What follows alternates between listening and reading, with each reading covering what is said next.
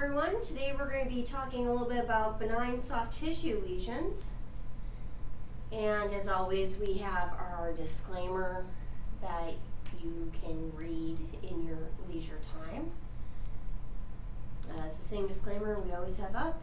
As always, if you have questions, I'm happy to answer them. So we're going to go over quite a bit today. These are all things that I feel are relatively common. A lot of these things I found difficult myself when I encountered them for the first time. Let's get started with our fibroblastic lesions. Case 1. Low power. Seems to be, disrupted, but it doesn't look like it's very circumscribed. Mm-hmm. A lot of pink. Yes. Some of this could be just connective tissue or something, but looks like it's very highly, like lots of cytoplasm, probably, Mm-hmm. or whatever material. Just zooming in, looking around. We have this region.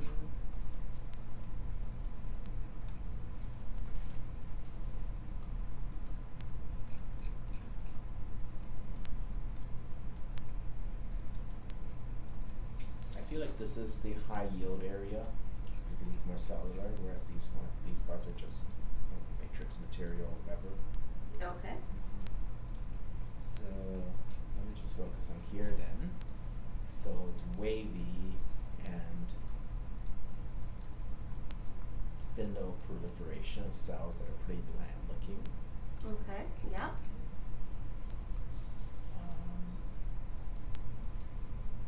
Just a lot of it is proliferation. So is it a fibromatosis of some sort? Fibroma? So fibroma or fibromatosis, depending on extent in the body. Yeah, that's a really good thought. I guess the advanced question would be, how would you subtype this? The caveat being that for the most part, subtypes don't really matter with this, but this is more educational. Very good question. What subtype is it? Well, it's advanced, and like I said, it's not something that usually matters. It's more of like where we're seeing for patterns and how would we classify that. So there may be a hint at low power that could sway you one way or another.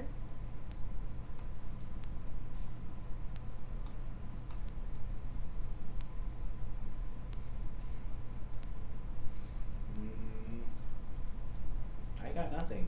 Okay, that's fine. So my biggest hint, because I attempted my own subtyping on this, so if somebody's watching this and disagrees with me, that's totally fine. But I think this is predominantly conventional pattern with some hypocellular or hyalinized areas. And I say that because you have like these expanses that are very pink and not much cellularity going on there, and they are very hyalinized. So that is my guesstimate at it. And it's a relatively safe guesstimate, and we will find out why as we go to our slides. Okay, so these are relatively rare, 0.03% of all neoplasms, less than 3% of soft tissue tumors. And here we thought this would be something far more common, right? We tend to see them in middle-aged people, females more than males. So remember, whenever we see something that's females more than males, we try to make note of that. And also with females, they tend to be younger. However, when we have older people, there is no sex discrepancy. So the males catch up at that point. Associations, so your familial adenomatous polyposis or FAP, Gardner syndrome, okay, so all these things to try and keep in mind. And about a third of FAP patients will have Gardner syndrome, which means that they also have the fibromatosis, and about 10 to 15% of fibromatosis patients will have FAP. Okay, and these are painless, slow-growing masses, but they can become quite impressive. As you can see from the gross photos on the right, we have fibromatosis involving the tongue. And then on the top left inset, that is involving the shoulder. So you can see how they can be really deforming. Obviously with the tongue, that would be something that they want to deal with, because you wouldn't want to have obstructive symptoms and also failure to thrive with inability to eat. Okay, most commonly we see them in the abdomen, but as we've shown, you can also see them in shoulder girdle, the chest wall, groin, and obviously tongue. With FAP, they tend to be intra-abdominal or abdominal, so if all you know in the history is that the patient has FAP, and they're saying that, hey, there's an abdominal mass, there's something in the abdominal wall, then it's safe to assume that that would be a really good differential to have, is a fibroma or fibromatosis. When they're sporadic, they tend to be extra-abdominal, so think shoulder girdle, arms, those kind of things. With premenopausal or pregnant women, you can also think about the abdominal wall musculoaponeurosis. They can either be poorly circumscribed or well circumscribed, and they're firm white lesions, fairly large in size, an average of 5 to 10 centimeters, and they tend to have a glistening surface. If they're coarsely tuberculated, those tend to have a gritty sensation, and these can also resemble scars. So they have a wide range of appearances. There's a few different gross photos for you in the other insets to just kind of get an idea of that. Microscopy, generally they're poorly defined, and this does not matter whether they are well circumscribed or poorly circumscribed. They tend to be poorly defined microscopically. Now, the conventional pattern is the most common, and that should be present in almost all tumors, at least focal, and that's why I said that when I attempted subtyping our example, I was going very safe by saying conventional pattern with a subset of the hypocellular hyalinized pattern. So what we see with conventional, they tend to have long sweeping fascicles, better appreciated at lower power. The cells themselves are elongated, slender spindle cells that are very bland, as was noted, with pale cytoplasm. You can see collagenous stroma, and vessels that are present within this lesion should be thin-walled, and they can be quite prominent. You can have perivascular edema, you can see vascular microhemorrhages, you may see some atypia, but if it's present, it will be minimal. And mitoses can be present or not. When they're present, they tend to be focal. The hypocellular or hyalinized, which is the second most common, so again, going back to me making the safe bet, tends to be hypocellular with stromal hyalinization, as the name suggests. The vessels in this instance tend to be thin-walled as well, but they're compressed, which makes sense because of the hyalinization. There is a staghorn vessel variant, a myxoid variant, keloidal variant, which would have very thick, prominent collagen fibers.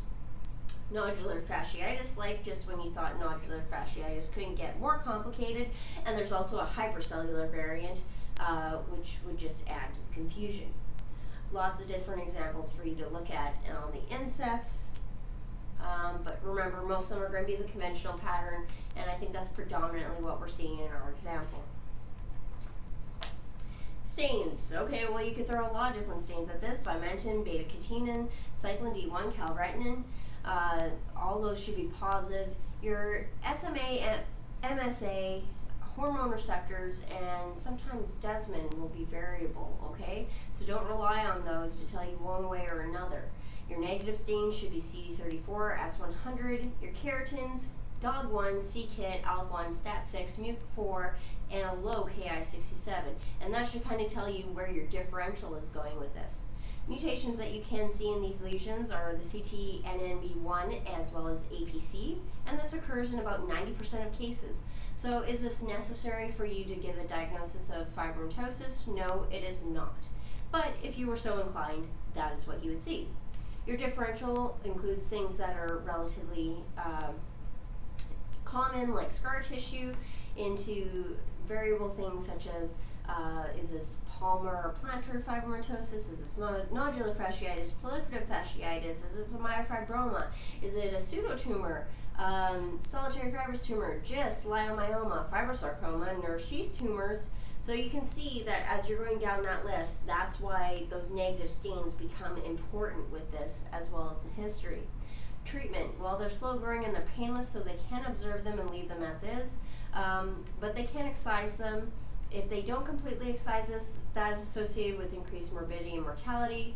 If you think about cutting things out of the abdominal cavity, well, if you do that, then the patient probably has an increased risk of developing small bowel obstruction and things like that. They can do radiotherapy for better local control, but that's not indicated in every case, and they won't do that all the time.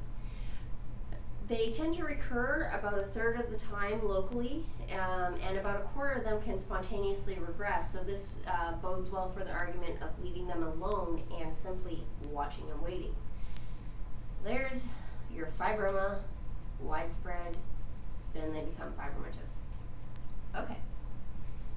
Case 2. Okay, another lesion. This one's a little more well circumscribed. Mm-hmm. More cellular too. So,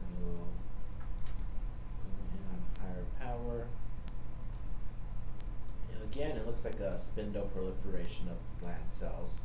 They seem to form like you could appreciate more like a whirling, like there's like kind of like, I don't know, streaming sort of directionality to it. Okay. Close. I would describe this pattern a little differently, because it's not quite whirling. Not whirling like a meningioma whirling, but like. And it's not quite patternless, because there is a pattern.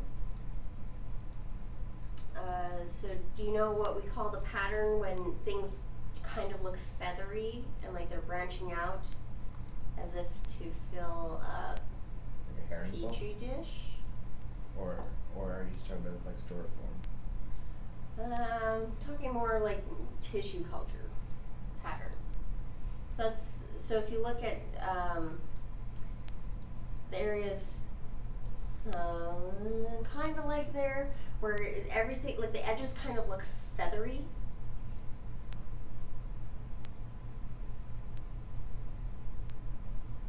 Okay, and then kind of almost like they're coming into each other. Sort of fascicular, not really. Sort of storyform, but not really. It just kind of goes everywhere, like it's trying to cover everything. So that's why they describe this as the tissue culture pattern, because it's like it's just trying to go everywhere, but there's still a recognizable pattern. Yeah, I'm terrible at using these terms because I have my own little classification. But anyways, yeah, so again, it's pretty bland looking. It's a little more, like we don't see any of the hypocellular highland sort of pattern that we saw in the previous case. Mm-hmm. But other than that, yeah. So it's another spindle cell proliferation of some sort. Okay. I don't really see any mitotic figures. It's pretty bland, but.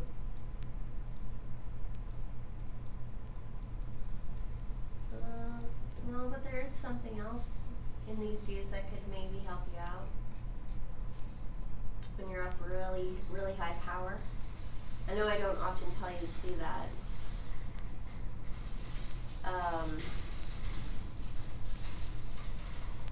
What do you think about all the little It's more red cells? like vascular. Okay, does it look like they're in vessels? No, they're kind of just spilling out. Right. So that's something that can help you. It's not always present in these lesions. Okay. And towards some of the edges, there's a little more collagen deposition. Kind of a soft finding, but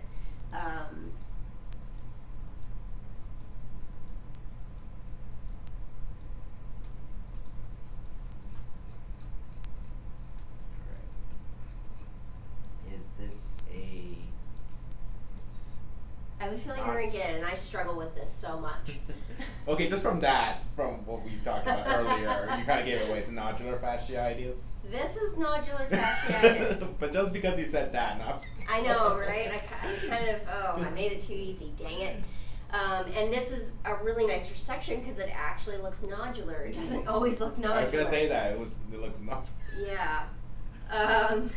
So yes, I do. I struggle with nodular fasciitis. So anyone who thinks it's really easy to diagnose nodular fasciitis can snicker at me, and that's okay. But it really does look like the previous case in a certain sense. It's like very similar, yeah. So you can see why they're on each other's differentials.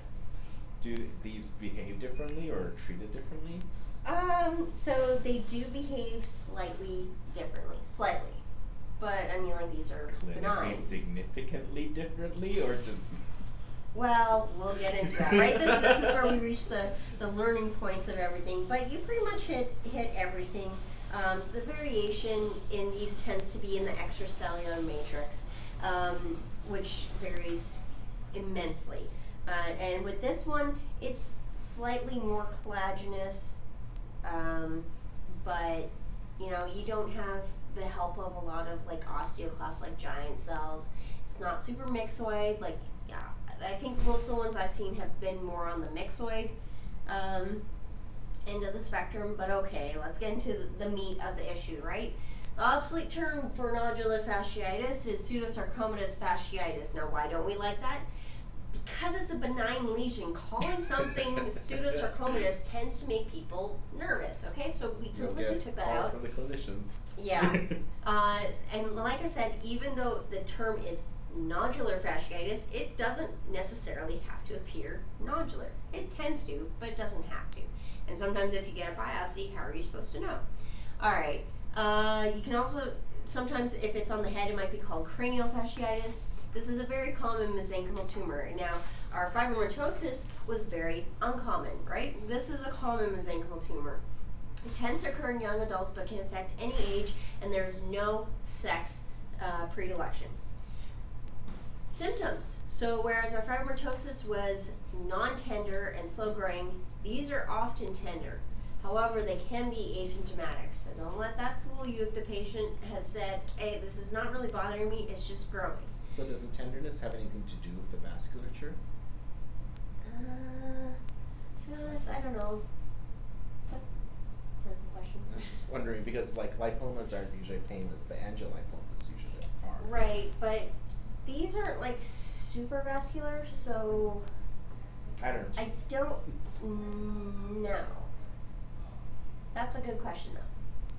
That's an excellent question for you to look up and get back to me on. A very attending response. Hey, I gotta get my practice in when I can, right? I throw something at you, you deflect it right back at me. In all fairness, I do a lot of reading already.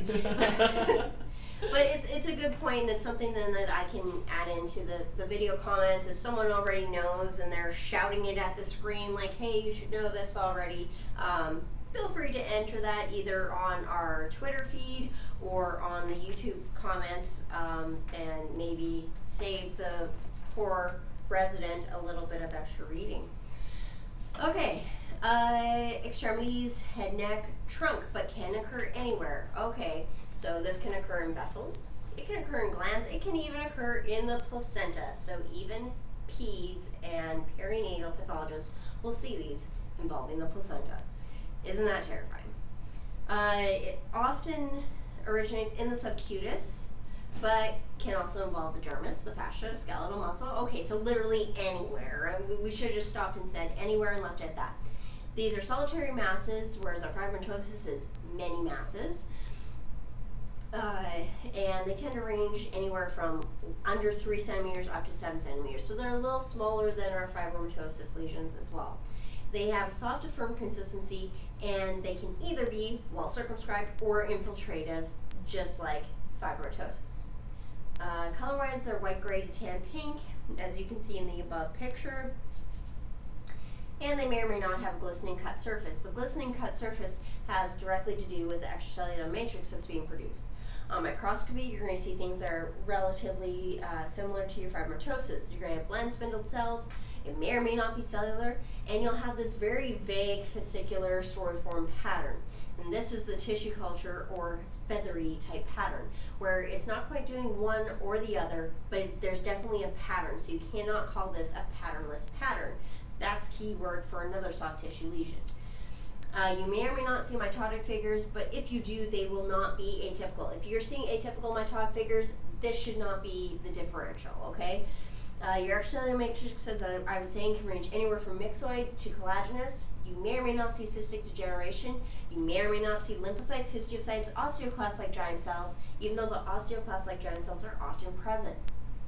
And you can see extravasated red blood cells. These are often present, and that's what we were appreciating in our lesion. So at first glance, you might think, oh, well, maybe these are in vessels, but then when you take a second look, you realize these are extravasated. They're in places that they don't belong normally.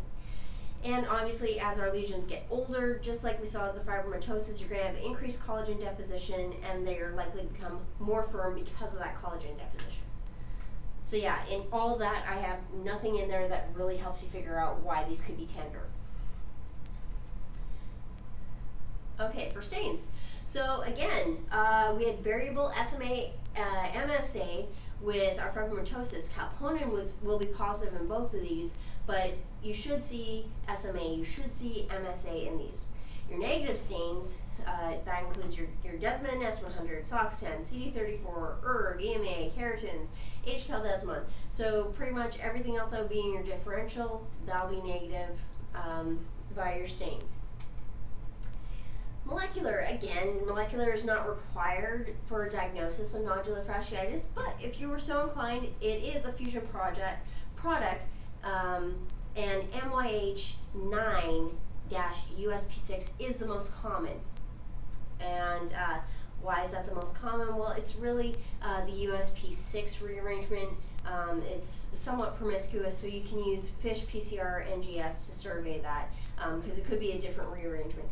Again, this is not necessary for diagnosis, so if you don't have to do it, it's not a requirement. Your differential includes some very scary looking things like dermatofibrosarcoma protuberans, or DFSP, and that has a very predominant, a very distinct storiform pattern, and that will be diffusely CD34 positive. So you can see that there's marked differences, even though everything else will be relatively similar. That storiform pattern, the CD34, that'll point you in the direction of DFSP.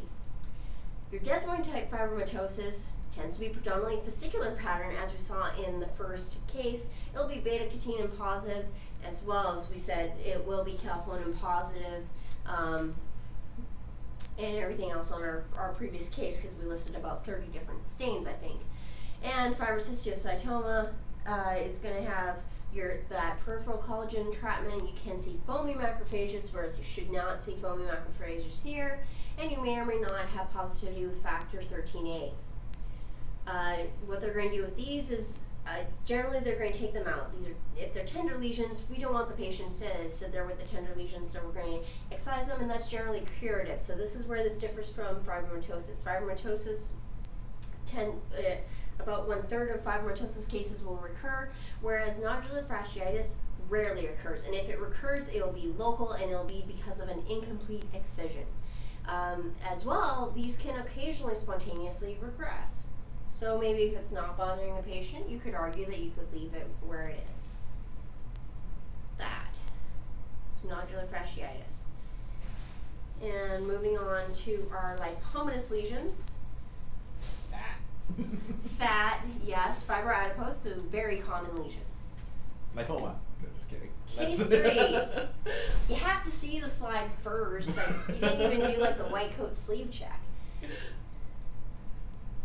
Alright. So it is fat Lipomatous? lipomatous. Well, what's a fat cell? Lipocyte? Adipocyte. Sorry, my brain's not working. That's okay. Yeah, adipocyte. Yes, adipocyte. That's what it was. I was like, that doesn't sound right. But it's very fat rich, basically, at low power. It does look a little more vascular than I care for. No, okay. I know where you're going. Don't go there. No, okay. It's a good thought, though. You're having the right thoughts. So. I mean, the cells look pretty bland. I'm not seeing any large cells or those weird weird like spider-looking cells that you get for liposarcomas. Uh-huh. Not really seeing any of those, although they could be hiding, but I'm assuming the rest of in the interest of time, just assuming that the rest of the thing looks like this, benign Right. looking, so it's good. And we're doing benign lesions, so we're not going to go to liposarcoma. Mature Cheating a little. adipocytes. Yes. So, lipoma? This is a lipoma. See? Oh, okay. Don't get too smug. All right, but this is the most common soft tissue tumor. So if you haven't seen a lipoma, you will, because they like to go pretty much everywhere. 16% of all mesenchymal tumors, and they tend to occur in adults, average of 40 years old. But you can see them at any age. There's no sex predilection, and they tend to be associated with obesity. That's not too surprising. These are a fat tumor, and with obesity, you have increased fat concentration. 5% of people will present with multiple lipomas, and these don't necessarily have to be huge. They could be very small, but it's superficial. If you're seeing instances where you're seeing more females than males, then those would be familial instances where you think about neurofibromatosis, MEN, or Benign syndrome. Sites. All right, it's the whole list, but generally trunk, back, shoulder, neck, and proximal extremities. Everywhere else is uncommon, but it does occur, so you have to be aware of it. They tend to be superficial, whereas your liposarcomas tend to be deep. They will be bright yellow, they should look fairly homogeneous, they might have a fibrous capsule, but if they do, it should be very delicate, okay? It shouldn't be this very thick, robust, collagenous capsule. And when that happens, that's only in your superficial lesion. So if you're thinking, okay, this is probably a lipoma, but it's a deep lesion, you might want to think again. And obviously because they're fat, they have a greasy cut surface. On microscopy, you're going to have what we were talking about, mature adipose. So mature adipocytes have small nuclei. They're very, very bland. You shouldn't have any atypia, and you shouldn't see mitotic figures. With lipomas, the mature adipocytes are larger than normal adipocytes. Now, that doesn't sound like much, and it doesn't really help you too much if it's encapsulated and they simply took out what's in the capsule. But if you have a lipoma that is surrounded by normal-looking fat, which will be somewhat ragged on the outside, you'll have very uniform adipocytes that are larger than the adjacent normal adipocytes. Okay? So that's something that can help you out, and it should be a mass-forming lesion. It shouldn't just be this blob of fat that they give you. There should be something that's discernible as a lesion, either clinically or grossly. You may or may not see fat necrosis, and fat necrosis occurs anywhere that's easily irritated, so particularly lipomas that occur like on the buttocks, on the thighs. These are pressure points, so they get irritated very easily, and they can have a lot of fat necrosis in them. They can get these fibrosepta, which again, hand, foot, buttocks, anywhere where you're going to be using that surface a lot. You can see bone or cartilage formation, but this is rare, and again, this would have to be constant pressure applied on things. And the inset is classic lipoma, so you may not even really appreciate nuclei for the adipocytes. Positive stains. Well, you don't have to stain lipomas to call lipoma, but if you wanted to, they should be Bimentin, S100, leptin. Your capillaries will be PAS positive, and your adipocytes will be reticulin positive. Okay, so biggest bang for your buck. If you wanted and had to do a stain, go with reticulin. Okay, I said that, I put that out there. That would make one of our neuropathologists very happy. He loves that stain. Alright, molecular, again, you don't have to do molecular in lipomas, but if you want to, it's an rearrangement of the HMGA2 HMGIC, or 12q13 to 15, and that's present in basically half to 3/4 of solitary lipomas. Your differential, normal fat, aka not a mass. You can think of pneumomatosis, cystoides intestinalis in small bowel, and Yeah, I can hear the snickers already because I butchered that. But anyway, I can spell it, and that's more important than being able to say it in at least somebody's books. And you can also think about mesenchymal cells are producing mucopolysaccharides, okay? Your nuclei won't be deformed, and you'll have non-clear fluid in the vacuoles. Treatment, they cut them out. And recurrence rate is extremely low. What I have in the bottom picture is an intramuscular lipoma. Okay, so if you're saying, okay, well, the cells look bigger, they're mature, it's within muscle, and it's a mass-forming lesion, what do I do? Is this producing muscle? No, you can have lipomas that involve muscle as well. So I put that on there mostly so that when you see that, that doesn't scare you. You just list it as an intramuscular lipoma. You'd also want to make sure that's more superficial and that's not, some well-differentiated liposarc hiding in the background or anything like that, okay? Ooh. Case 4. More bloody. Angiolipoma. Okay, I shouldn't be jumping to conclusions, but, again, mainly adipocytes. That looks mature at low power. Well, Okay. just the formation, but we'd go high power just to verify. What else did you see at low power? Well, red. Red, yes.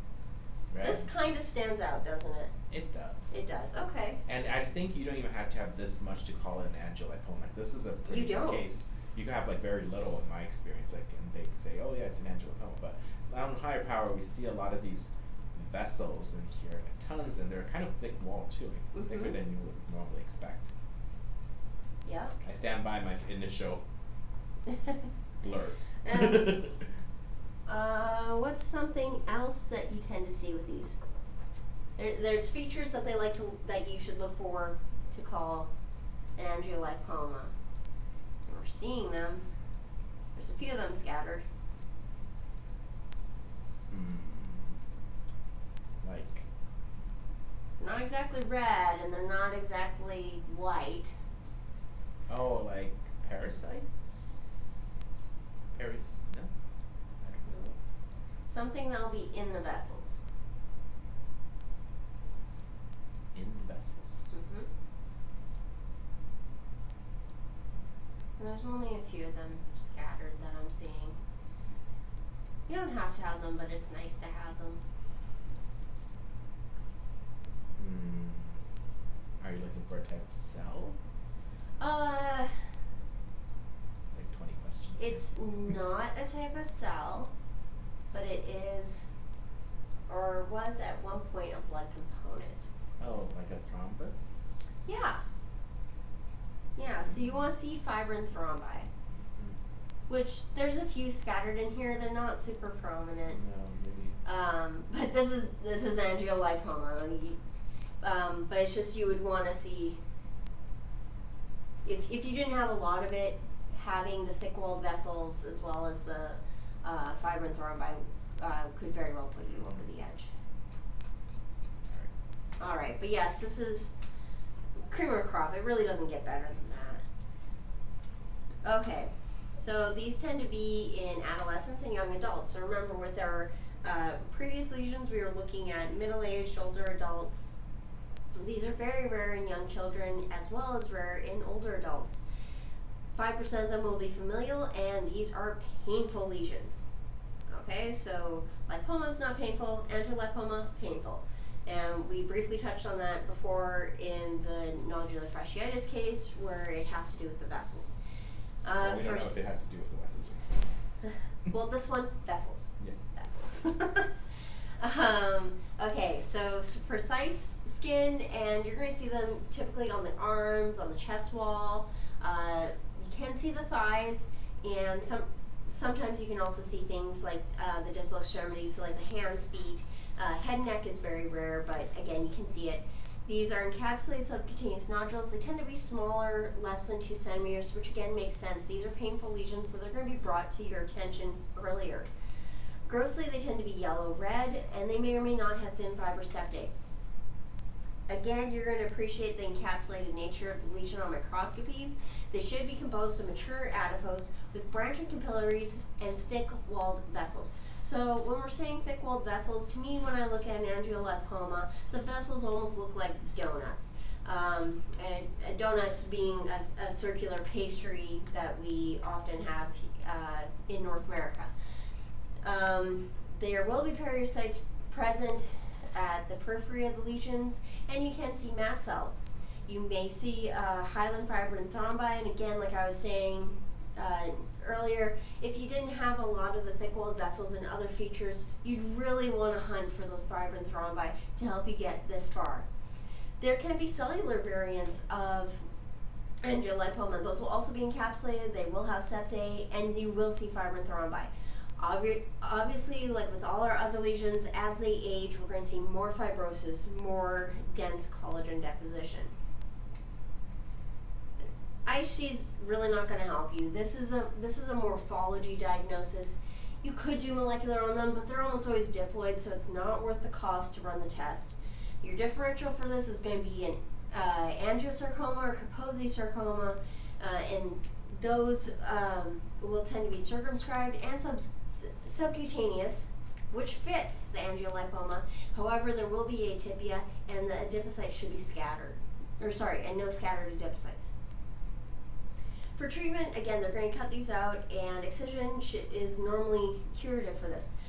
So in our pictures, I have the bottom pictures, those are fibrin thrombi, so that's what you're looking for. And as I said, there are a few of them scattered in that angiolipoma that I gave you, but this is what you're hunting for. So you may have just a few areas of those really prominent thick-walled vessels and one or two of these fibrin thrombi, and that's enough to go. All right, case 5. Okay. Well, I mean, low power looks like more of the same, except this one's not as bloody. Alright. So it's another proliferation of adipocytes. Mm-hmm. There's this like almost stromal-like component here that's different from what we've seen so far. So I feel like we should focus on these. And the cells in these things look kind of like spindle-like, Mm-hmm. and kind of like the fibroma we've been seeing, maybe a little. Yeah. Is this like another subtype of lipoma? This is. Okay. Spindle cell lipoma? Yes. Okay. Let's go with that. And this is a nice example of a spindle cell lipoma that really has both parts, both the spindle cell component as well as the lipomatous component.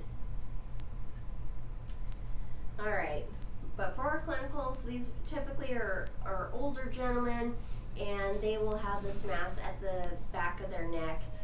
Very commonly to see it over like your C7 protuberance. Rarely are these multicentric. Again, the growths, they tend to be posterior base of the neck, back and shoulder, so in the same region. They'll be bright yellow, homogeneous fat, and they may or may not have a firm surface, so it honestly depends on how much of the collagen deposition or how much of the spindle cell component is present. On microscopy, we're going to see mature adipocytes that mix with bland spindle cells. The spindle cells will have pale eocytoplasm, and they will have wavy nuclei that are similar to neurofibromas. They also will be arranged in very short fascicles, and you may see some nuclear palisading. The real giveaway for these is you have the spindle cell component and this thick, ropey collagen, which is really highlighted in that bottom picture. You can have a mucinous, myxoid, or fibrous background. You can see either an angiomatous or hemangioparasitic pattern. And the key with these, and the reason why that collagen helps you so much, is that they could either be adipose predominant, which means you don't have much of the spindle cells, or they can be spindle cell predominant, which means you don't have much fat. So that can be challenging when you're looking at these cases. You may or may not see some mast cells or lymphocytes, and you shouldn't see things like storiform pattern. You shouldn't see lipoblast, and you shouldn't see mitotic figures. If you do, they should be rare. And rare in pathology is code name for if I didn't dot them, we're never going to find them again. IHC, so your spindle cells are going to be CD34 positive. That's interesting because these are not vascular tumors, okay? But your spindle cells will be CD34 positive. They may or may not stain with your androgen receptor. Your adipocytes will be S100 positive, whereas your spindle cells should be S100 negative, desmin negative. Molecular, you can have 16q abnormalities. These are commonly encountered. However, as is the theme right now, are you required to do molecular to diagnose spindle cell lipoma? The answer is a resounding no. Your differential includes things like your cellular angiofibroma, lipomatous hemangiopericytoma, myxoid liposarcoma, neurofibroma, schwannoma, and of course solitary fibrous tumor. All of these will have different staining patterns. They will have different morphology. Your neurofibroma and schwannoma will have similar looking cells to your the spindle cell component. However, those cells will be S100 positive, and this will be a strong S100. In your spindle cell lipoma, those spindle cells should be dead negative for S100, okay? They cut these out, and they rarely recur. So again, we have some more examples of your, on the bottom we have more of that ropey collagen with the spindle cell component and an inset of that CD34 in the spindle cells. So that is the stain that will help you most with this. Case 6. Something different, but still very fatty. A little more red. You know, at first you're like, is this a crazy angiolipoma? More angio than lipoma. But let's see. You see some vessels, but something funky looking. Like, you don't usually see that. These vacuoles. Very granular, so these cells are different. So at high power, it looks very different from angiolipoma. But you have these centrally localized nuclei that are pretty bland, so we know it's benign lesion, probably, with this granular cytoplasm. So it's something that I've never seen before, and I don't really understand the name of it. Okay. But just by process elimination, hypernoma. Yeah, because you have your handout. But yes, this is a hybernoma. So, do you know what we're looking at here? Like, besides, like, this lesion is a hybernoma, but do you know what this component is? Nope. Okay. Well, that's good, because it'll make sense once we explain what it is. So, what you're looking at here is brown fat. Now, brown fat is seen predominantly in babies, but it's also seen in animals that hibernate. And in North America, we have quite a few of them. The one that always tends to come to mind for people is bears. So bears have a really high component of brown fat, which keeps them warm while they're hibernating. So that's what all those fluffy looking cells and really pink granular cells, those are all part of the brown fat.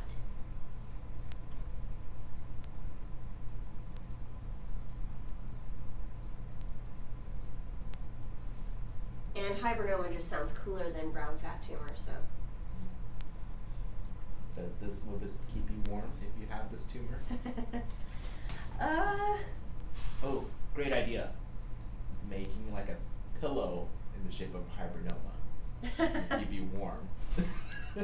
There you go. Someone can do like some crowdsource funding for that, because it probably would sell. If nothing else, to pathologists. To a very niche market. Very niche market, yes.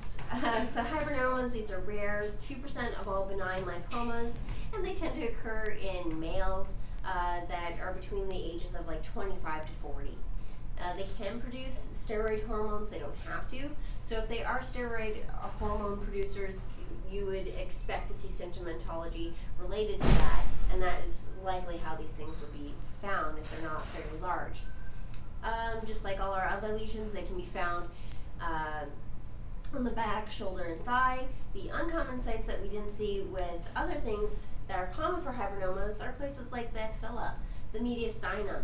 And it makes sense when you think about distribution of brown fat, again, in infants, where it tends to be around the neck, in the axilla, places to keep the core warm, okay? Uncommonly, you can see these in all other areas like abdominal cavity, upper extremities, so places that we would expect to commonly find a lot of our other lipomatous and fibroblastic lesions. Those would be actually relatively rare for hypernoma. These are well circumscribed yellow to tan brown masses. Again, it's brown fat, so that is in keeping with it. And you may or may not have fibrosepta as well. These tend to be organized or nested patterns of these very large uniform cells like we saw, and we have an inset in there as well. They tend to have these relatively bland, centrally placed nuclei that don't tend to have atypia. They can be coarsely granular or be multivacculated. In the example below, they're predominantly multivacculated, but as you could appreciate from our example, there's also quite a few cells in there that are coarsely granular. Whether it's coarsely granular or multivacculated cytoplasm, it tends to be either pale or densely eosinophilic. The vacuoles themselves are small and will stain positive for lipid, and you may or may not see mature white adipocytes, so not just the brown fat, but you're going to see regular fat as well. There's plenty of unique subtypes, so I listed some of them there, and some of the features of the spindle-like hypernoma. What we had in our example is just run-of-the-mill hypernoma. Your stains, well, we have fat in there, so obviously oil red O or Sudan black. Your S100 could be positive, CD31. CD34 will be positive only if you have the spindle cell-like subtype.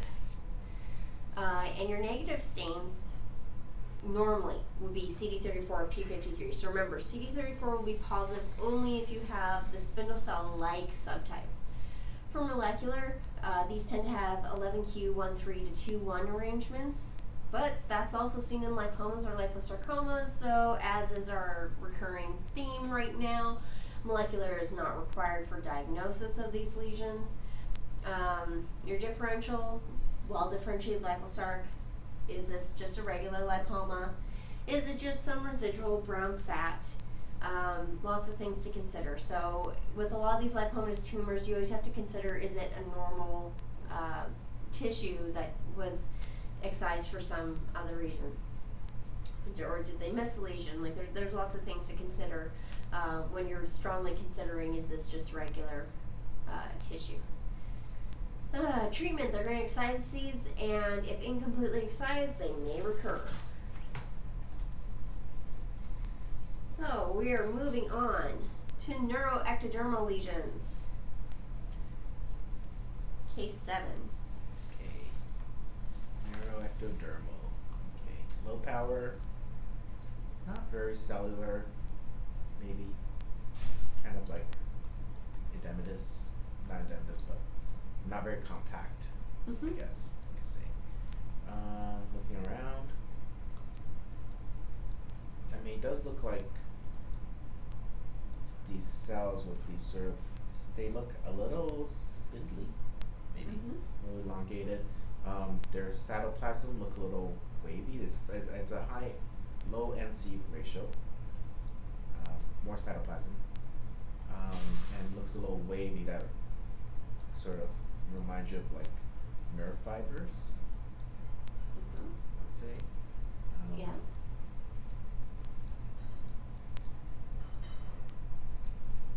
So, is this a neuroma? Yes. often is termed traumatic neuroma. And I think the piece that you just left is probably, Last one. zoom out a bit. It's easier to appreciate at low power. No, it's the next piece over. So, yeah, This one. that one, yes, that's centered. Okay. So stay at that power and move to the right. So you want to look at all this Yeah. stuff.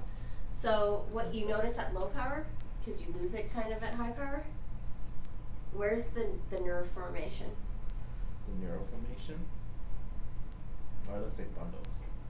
Okay, Right. do you know any nerve that would sprawl out like this, and if you keep going a little bit this way, you kind of lose that a little bit? Like this? What nerve does this? This is kind of your hint that this is traumatic neuroma, where it's not really well-formed bundles anymore. It's just kind of haphazard. It kind of went everywhere and just splayed all over. I don't. Yeah.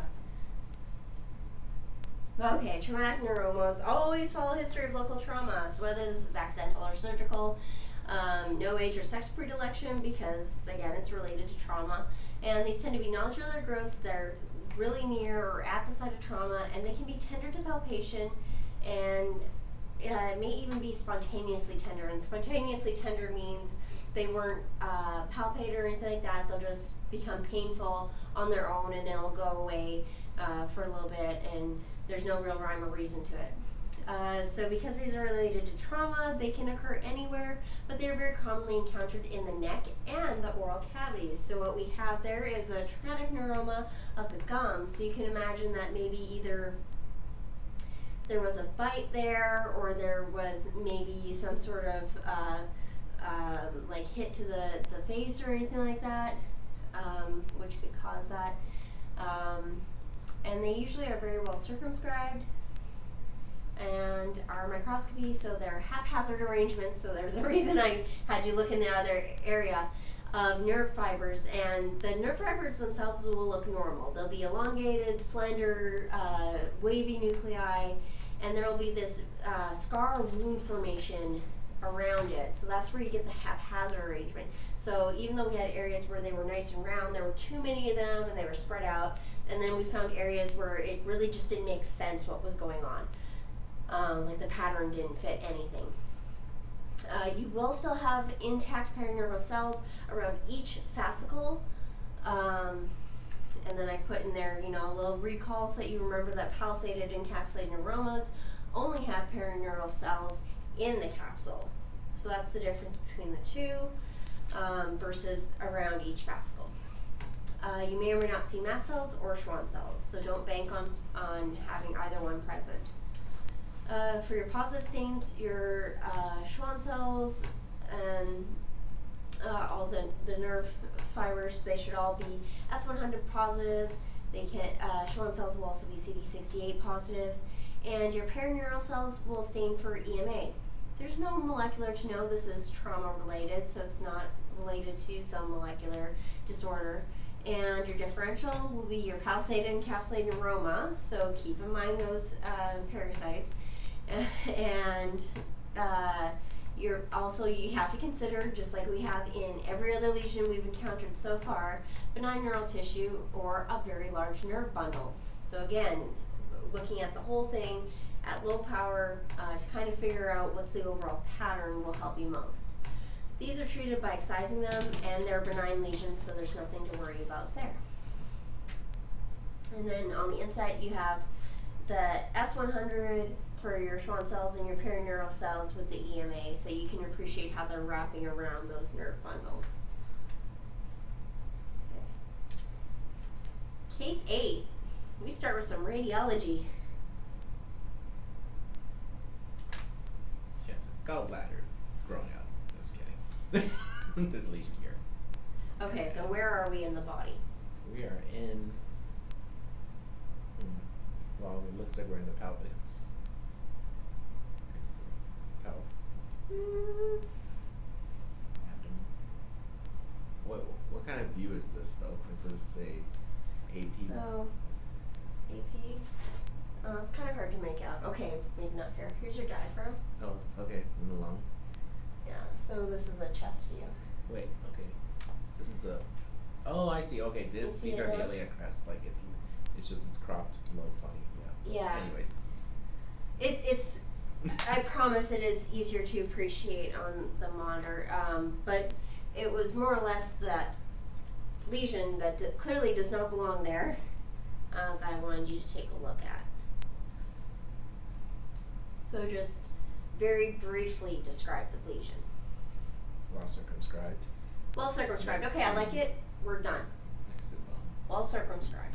That was the point I wanted from all this, because we are not radiologists, and I'm not going to begin to start getting into whether it's hypoechoic or it What, looks is a it- little is it heterogeneous, MRI or but CT? Is MRI depending on which, like, whatever. yeah, and we're not getting gases, into right? radiology. Yeah. Nope, next. So here is our realm. Here's an H&E. We like H&E. Very pink. Very pink. Can't really appreciate the cells as much on low power. Does seem to be a little more hypocellular here, maybe. Okay. Maybe a more hyper, based off the shading, or I could just be going crazy, or both. Going on higher power just a little bit. Again, it's like another one of those spindly cell proliferation that we saw previously. Yes. And there seems to be like these sort of a lot of cytoplasm, and the cytoplasm looks a little wavy, a little frayed. But the cell nuclei are pretty bland, and there seems to be like kind of like a pattern. Like they seem to be streaming this sort of in a way.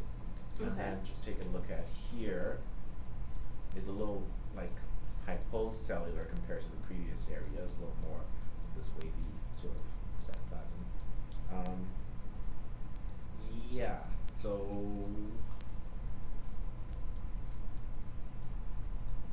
did I catch all the cell types here? Because so far I'm thinking like maybe a schwannoma, but I want to take a look at this maybe a bit more. Any clues? Should I be focusing on a certain area?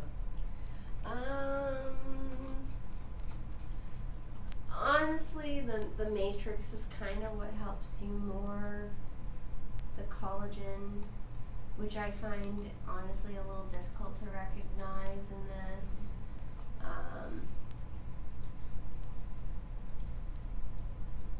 And even after finding specific examples of the component, I still find it somewhat difficult to recognize. So I won't fault you for not really seeing that. But okay, so what else should be in your differential? You said schwannoma. And I said before, this area is somewhat an area that I'm really uncomfortable with, so I don't know. Okay.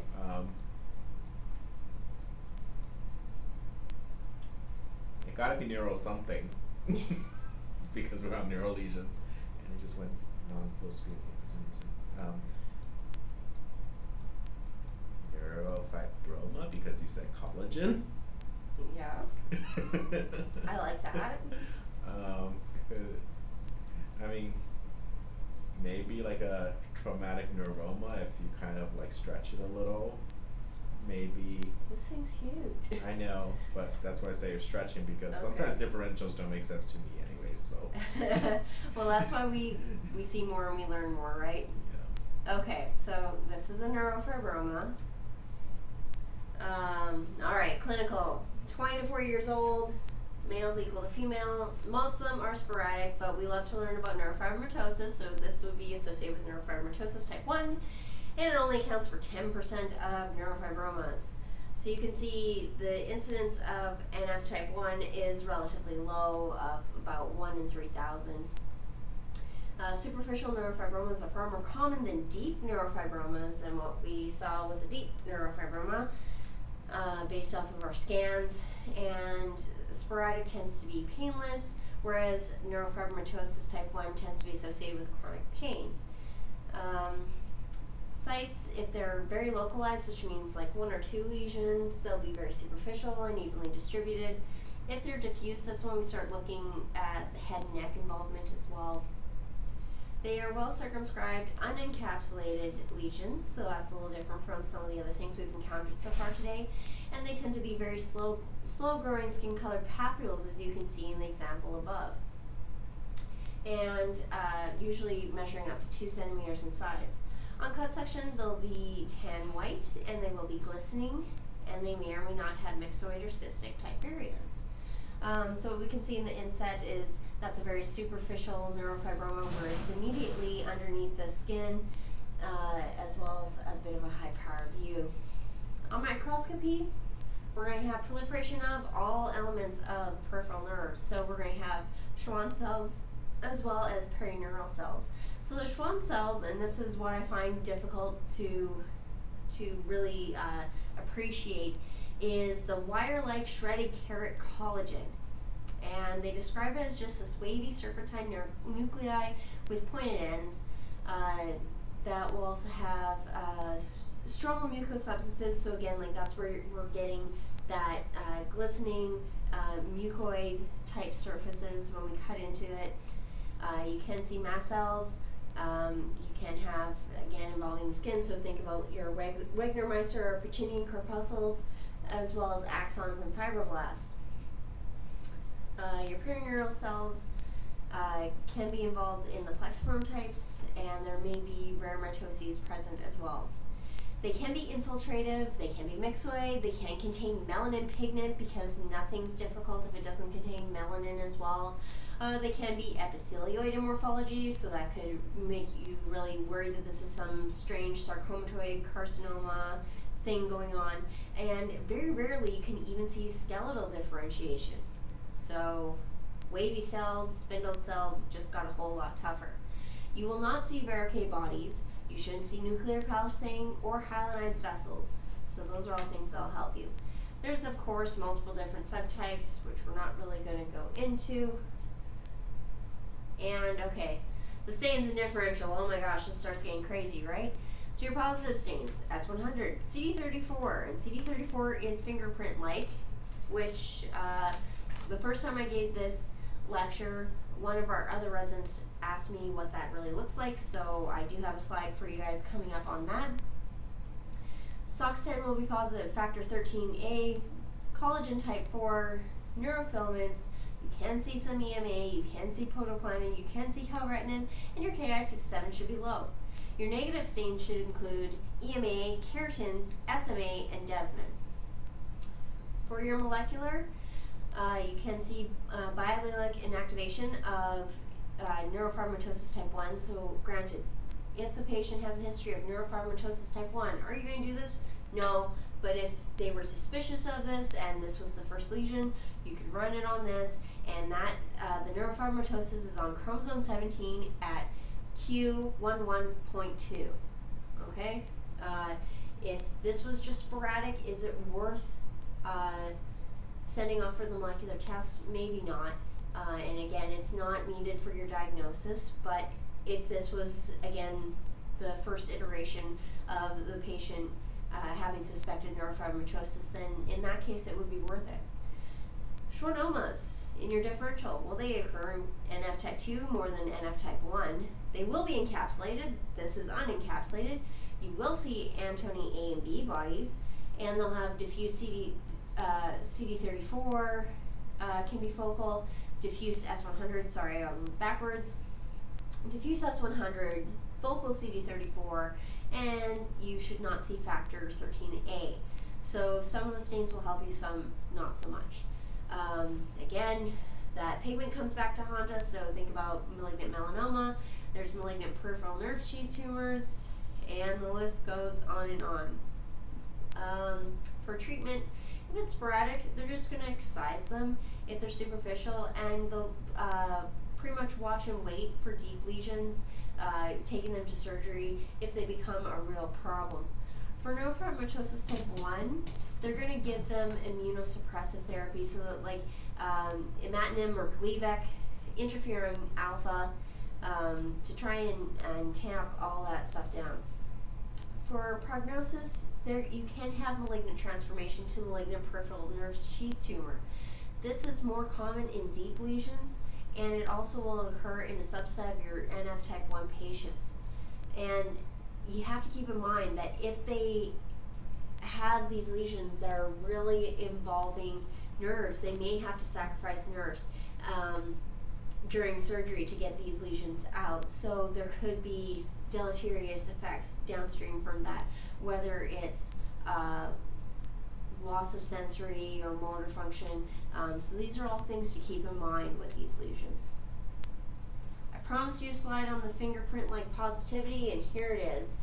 I unfortunately lost the reference for the CD34, but you can appreciate all the whirling and swirling just like an actual fingerprint, and that's what you should see with CD34 in a neurofibroma. It's not specific to neurofibroma, but you can see it, so that's my caveat. Alright, so this is case 9. Something here that's not supposed to be there. Right, so again, just overarching, describe that lesion. It looks like multifocal almost. It is Okay. well circumscribed, but there's just seems to be a big mass of it. Is it? Is it? Is it well circumscribed? Well, you know, it's like individually each one looks kind of circumscribed. Okay. As I'll an give mass, it to maybe you. no, but I'll give it to you. To me, this looks more infiltrative, and out there somewhere, there's got to be a radiology resident or a med student that's interested in radiology that's shaking their head at us, and that's okay. very pink. Very pink. Okay. Okay, let's see what we have here. Whoa, okay. There's these collagen like fibers all over the place. Again, it looks like spindle, like proliferation. Yeah, these collagen places are just everywhere. So Just try zooming around a little bit. So I want you to appreciate the matrix. it's a little blue mucoid, maybe. It's a little more focal, but yeah. So the matrix is more mixoid. And I think it's easier to appreciate at lower power, where you can Yeah. see it's more blue. Yeah. But okay, I'll let you go back at high power so you can kind of figure out what you're looking at.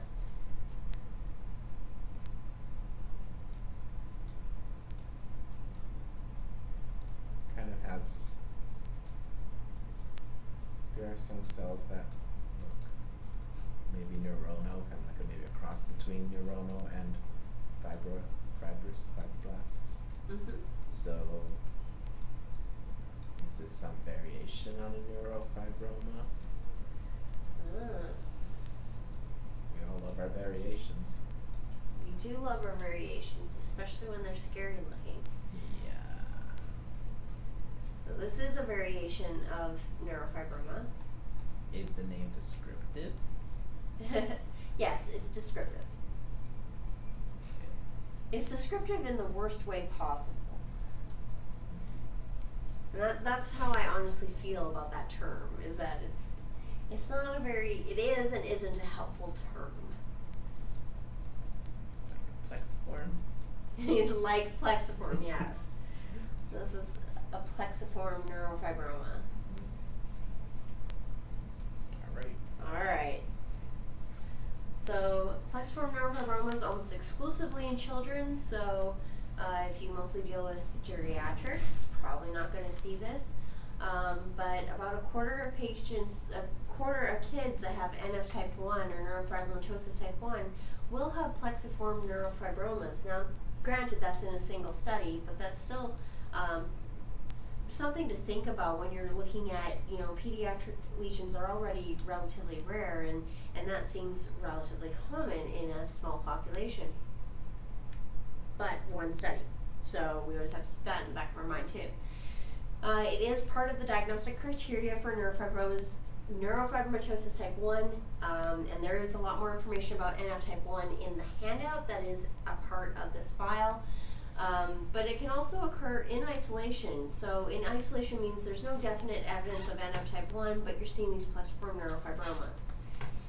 They tend to be localized to a major nerve trunk, either in the orbit, face, neck, back, or inguinal regions. And if you recall, with NF type 1, the diffuse neurofibromatomas, that's when we were seeing head and neck involvement. So it makes sense that this would fall into that. These are large, very deep tumors, and they tend to have tortuous enlargement of the peripheral nerves.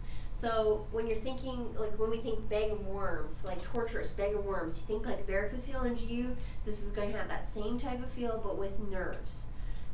They are highly vascularized and they are locally invasive.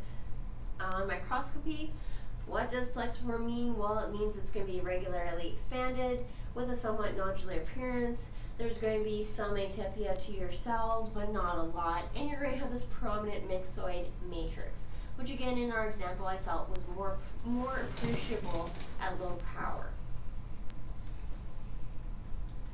Positive stains, you'll have scattered S100, and your perineural cells should be positive for EMA. Your molecular is exactly the same as neurofibroma, so thank goodness that's one less thing to remember, and that's your 17q11.2. Your differential also is plexiform. So your differential includes plexiform schwannoma. Treatment, excision. An excision unfortunately only provides symptomatic relief. Again, these involve very large nerve trunks, so they're often incompletely excised. You don't necessarily want to go around sacrificing all these large nerve bundles to get rid of the neurofibromatomas.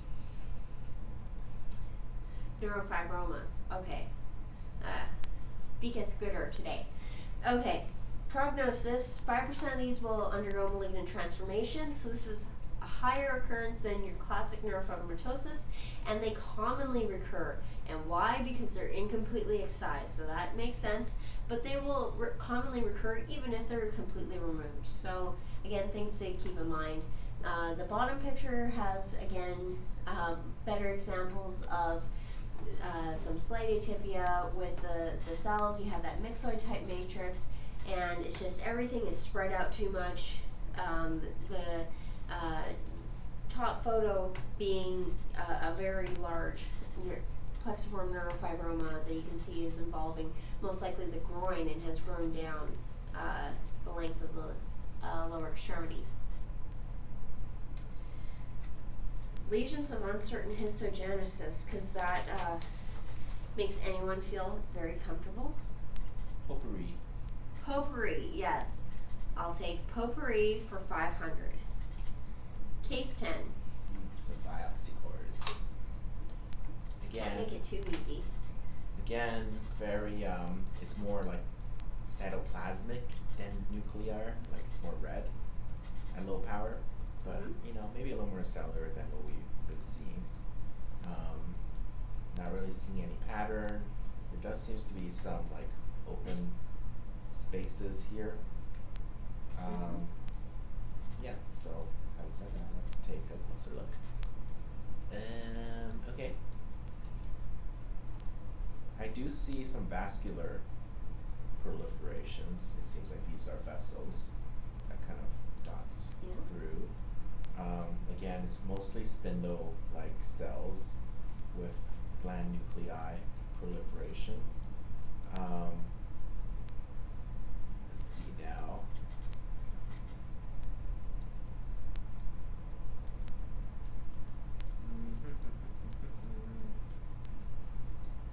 I feel like this is an entity I'm not familiar with. I mean, it's not vascular enough to call it an angioma. Okay. And there's other stuff here, I think. It's like, the main thing I think are these sort of these cells that are more spindle-like here, and a little more blunted than spindly, I would say. So it's like smooth muscle almost. Okay. think, because it's a little more blunted. And then, oops, keep going out of this one. Yeah, I'm gonna choose to phone a friend on this one. Oh, well, okay. I'm your only phone a friend. So, what would you like to know? Everything. Everything. Okay, well, I would focus on the vessels. Okay.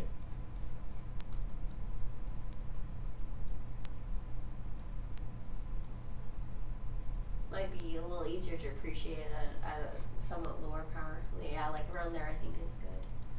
And just kind of zoom around and let me know what you think. They exist. They exist, okay. Go back. So one Stag antler. Yeah. Yeah, I know, because they call them staghorn and it's a misnomer because deer have antlers, not horns. Anyway, those are staghorn vessels. Okay. Okay, is that helping? Like, is it like a stat 6 staining? Would you like a stat 6? I don't know, you tell me. Is it positive? If it is, then I want it. If it's not, then probably no. Well, I can show you one. Ooh. Solitary fibrous to, tumor. Yeah, why did you want that stat 6? Solitary fibrous tumor. Okay, yeah, so diffuse stat 6 positivity is consistent with our solitary fibrous tumor. And you can even tell from low power that this is really positive, so if you just want to zoom in for a quick second so we can appreciate the nuclear positivity. I mean, look at that. That is just gorgeous. You cannot get better than that. And that's what you want to see. So this is solitary fibrous tumor. Difficult on biopsy, right? Okay, so adults, middle-aged, and these are slow-growing, painless masses. That's good because, 1 or 2 painful masses, and I don't want to learn anymore. I feel bad for people. Okay, they can occur in any soft tissue site or any viscera. So it doesn't matter what you are studying, where you are studying, you can encounter SFT, so it's something you need to be aware of. They're solitary, well-circumscribed, or lobulated masses that range in size often from 5 to 8 centimeters. They are non-encapsulated, so even though they're well-circumscribed, they are non-encapsulated, or they can be partially encapsulated. But again, you should not see like a thick fibrous capsule all the way around the lesion.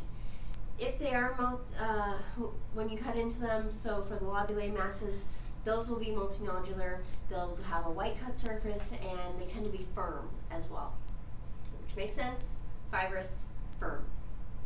These are very locally aggressive malignant tumors.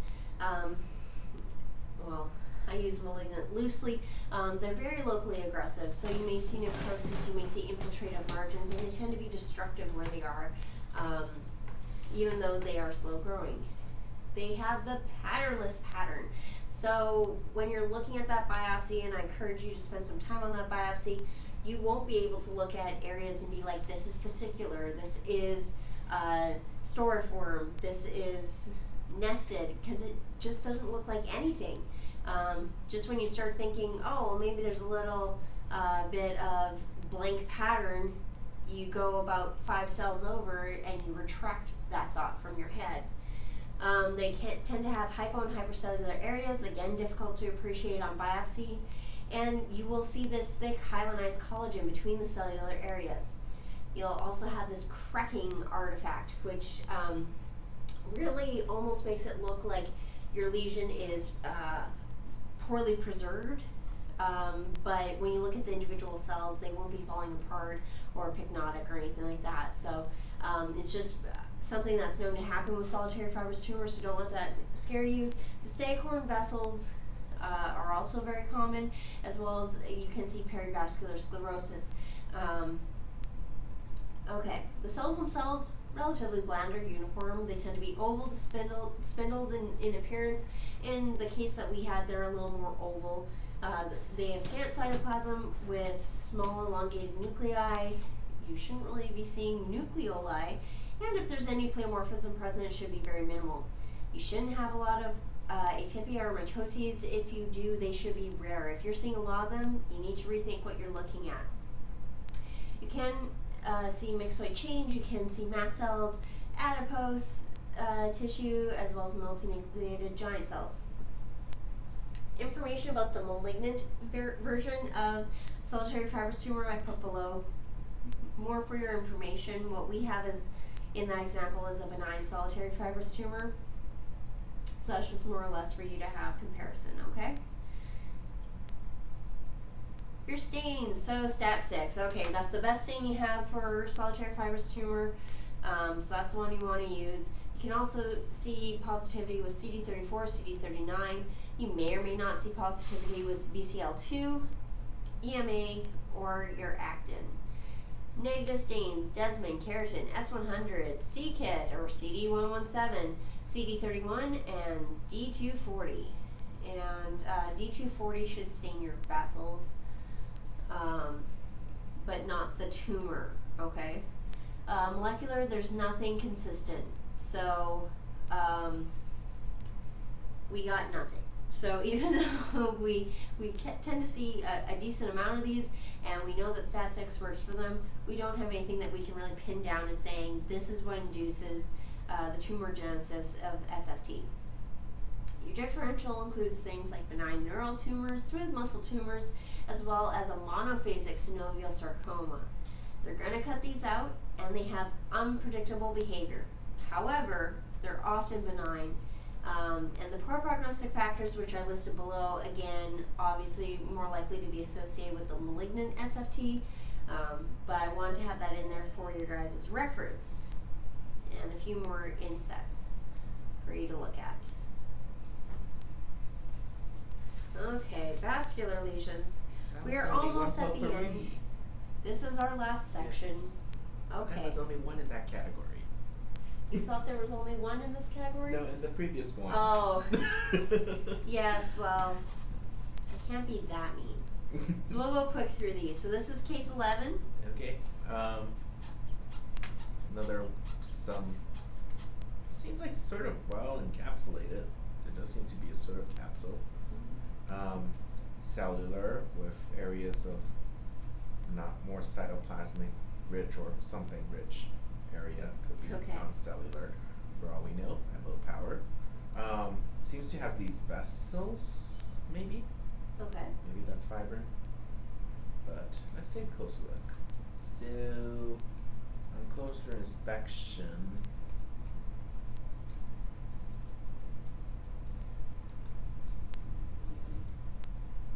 I think this is fibrin, I think, right? Yeah. And, ooh, these look like vessel? No. What are these things? Something bland, but something forming something here. And then there's some. And maybe go to the areas where it's a little more solid so you can get a little better morphology. Like maybe up in here where it's like this. Yeah, that's better. Okay. That's perfect actually. There's these cells that are almost, it looks like they're in these little lacunae. Mm-hmm. I have no idea what these cells are. but Okay, well they're that's not what we're here to learn. It's a proliferate. It looks bland. It doesn't look ugly or malignant. But Okay, and what's kind of going in between all these cells? You can kind of see it in some areas. It's kind of streaming through them. Might be easier for you to see at low power or lower power. Because it is delicate. Delicate, huh?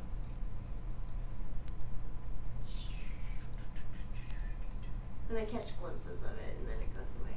But it's there. It's ephemeral, you mean? Sorry? Are you saying they're ephemeral? No, but I know you know this lesion. I probably don't. I mean, I've heard of it, but it's probably not. So this is a painful pigmented lesion Yes. that is commonly encountered under the fingernail. Yes. And I know that. Which are I all know what the it is buzzwords. based off the clinical description, but not histologically. So it's a glomus tumor. Yes, so these are gloma cells. Okay. Okay. That's why they look so weird, and I'm not familiar with these cells. Yes. Yeah, okay. You saw the vessels. Yeah, and then. And then what I was trying to point you towards, because it honestly comes in and then leaves a little bit, is the smooth muscle. Yeah, it's not projecting well at all. And honestly, I think it's pretty focal, Mm-hmm. which probably just means I need to spend more time on this slide. But I'm like, these gloma cells were so beautiful, I had to use this as the example. This is pretty cute. They're like very distinct. Yeah. Very. Yeah. Okay. Okay. Glomus tumor. So 1.6% of soft tissue tumors, so relatively rare.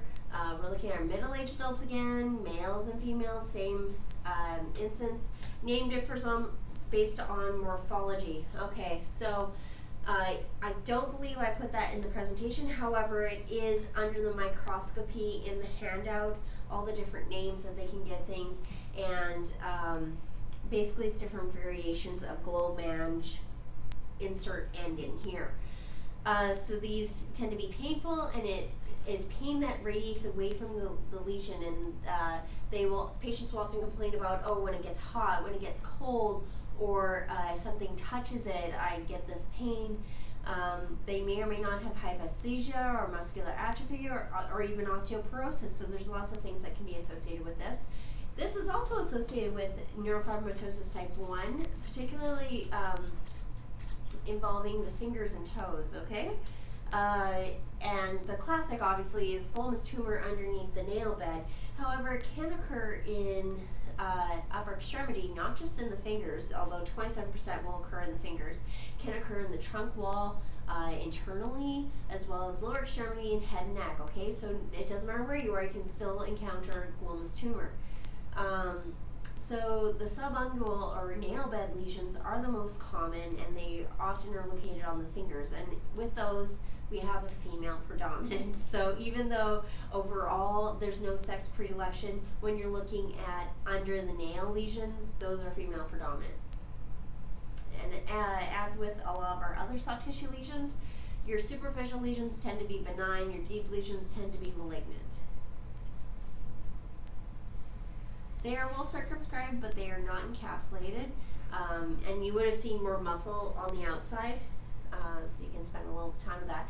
We did discuss the three components, that's gloma cells, vessels, as well as smooth muscle.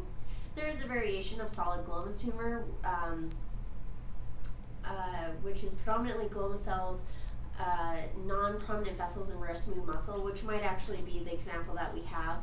And then these are the other variants. So glomangioma, glomangiomyoma, glomangiomatosis, and glomangiopericytoma.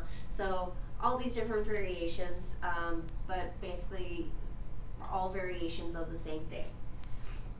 So you're going to have branching capillaries that are lined by benign endothelial cells, and these gloma cells will just surround everything. So they're going to be nested, or just these sheets, endless sheets of gloma cells. And you'll see either hyalinized or myxoid type stroma. In our example, it looked a little more hyalinized. And the gloma cells themselves, okay, so they're round, they have indistinct borders, and they have this round punched out type nucleus. Your cytoplasm is either amphiphilic or eosinophilic. In our example, it was a little more on the eosinophilic side, and they tend to have homogeneous bland chromatin with inconspicuous nucleoli. Mitoses should not be seen. They are extremely rare, so if you have one in an entire lesion, like that would be consistent with very rare. Positive stains of vimentin, SMA, MSA, calponin, CD34, caldesmin, and collagen type 4, whereas negative would be like keratins, S100, CD31, HMB45, c-KIT, desmin, chromogranin, synaptophysin, CD20, CD45, and WT1. So your best stains to use if you're trying to use like a positive stain and a negative stain, I'd probably go for something like SMA and S100. That's going to give you a lot of your differential, but not have you do a whole bunch of stains. if you're really worried about neuroendocrine tumor, you could throw synaptophysin chromogranin on there. But they don't tend to have the salt and pepper chromatin, which you don't always have to have in neuroendocrine tumors, but that's a talk for another day. Anyway, molecular. So they tend to have the miR-143 Notch gene fusions, and those are seen in over half cases. You would evaluate that using FISH. However, as is the theme, you do not have to do the molecular to diagnose glomus tumor. Y differential that you guys can read a little bit about. A lot of the things we've encountered either today or in previous lectures. For treatment, they're going to excise them, and they could look at doing either chemoimmunotherapy for recurrent cases or metastatic cases. These are usually benign, but in rare cases, they can become malignant, and 10% of benign cases will recur. When there is atypia, so even though I said that you shouldn't have atypia, if you have atypia in these tumors, that tends to relate to glomus tumor of uncertain malignant potential. And that's also often associated with either deep location, larger size, atypical mitoses, frequent mitoses, as well as necrosis. So a couple more pictures, and then there's our classic under the nail pigmented lesion. And they usually describe it, I think, as a pinpoint tumor, but glomus tumor. Last case, case 12. Very red. Very red. That could be just the stain quality though. Let's go on higher power.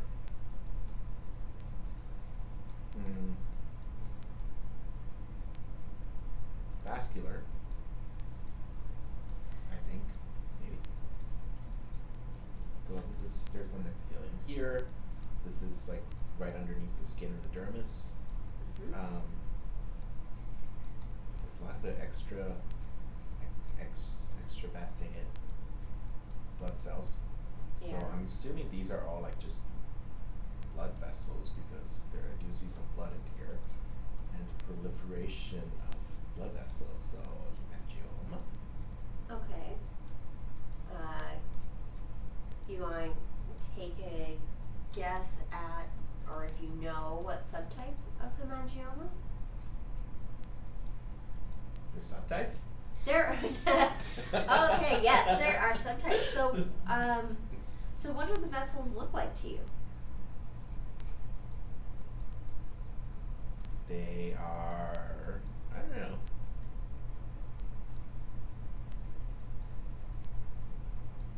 Cribiformin. Okay. So bone soft tissue likes to be obvious. They don't like to be too wordy. They just like to say, hey, this is boom. So if you had to say what type of vessel these are. Capillary. Capillary. So this is a capillary hemangioma. I know, it's not in your handout, right? But that's what this is. This is a capillary hemangioma because it's comprised almost entirely of capillaries that kind of Those form goes like, away by themselves. yeah. But yes, there's about a gajillion types, and that's a very technical number. But a whole bunch of different types of hemangioma, and there's no possible way for me to go over all of them or even to have all of them in your handout. So these are very common tumors, and they can be even hamartomatous.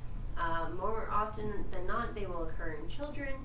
And then I covered some of the more, well, I should say common, but cavernous tumors, simply because of the association with the port wine stain or nevus flammeus, and association with VHL, and then epithelioid, where they'll have elevated IgE and eosinophil levels.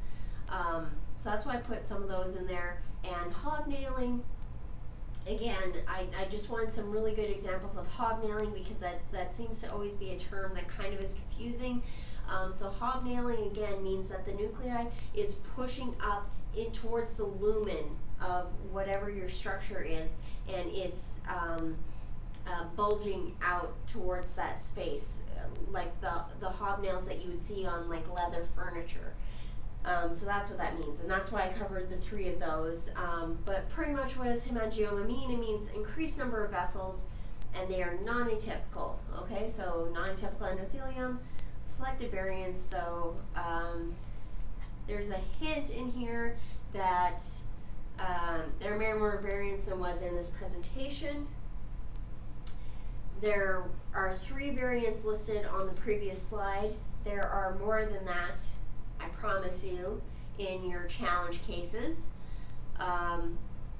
But they all have to do with, okay, well, does it look spindled? Does it look cavernous? Does it look epithelioid? So everything is just very, what do I have, but it's involving a vessel.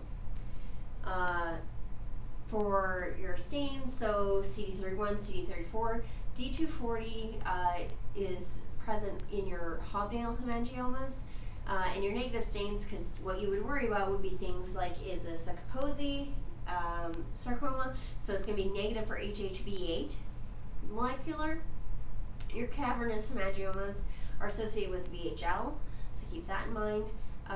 And your differential will be vascular sarcomas, hemangioendotheliomas, and as a spoiler, since this is the last case for the week, there is a write-up on hemangioendotheliomas in your handout that you can compare to this.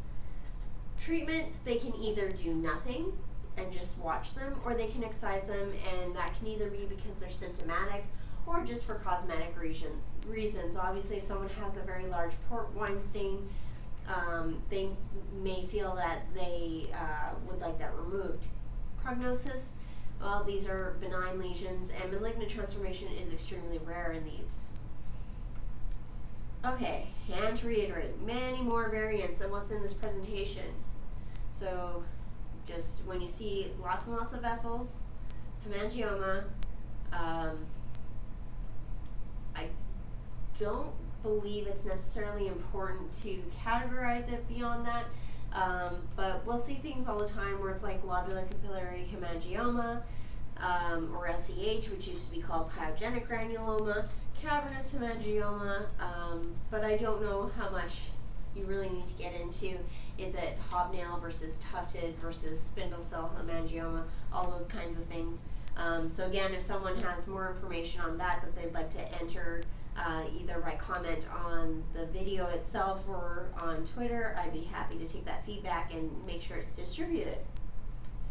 And that's what we have for this week. So there are 18 cases from bone soft tissue, so even for our residents that might have seen this before, I did tack on a couple extra cases, and that's what we have. So we'll see how everything goes next week. If we're able to get a lot of work in, we'll go back to GI, and if not, we'll continue with bone soft tissue.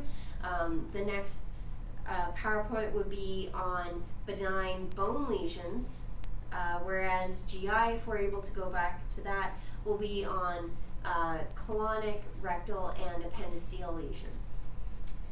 So if you like this video, please hit like. If you aren't subscribed already, please subscribe and share this video on social media. If you have questions, comments, concerns, conundrums, things you'd like me to go over in future sessions, things you wish I wouldn't go over, please let me know, and we will see you next time with another slide review.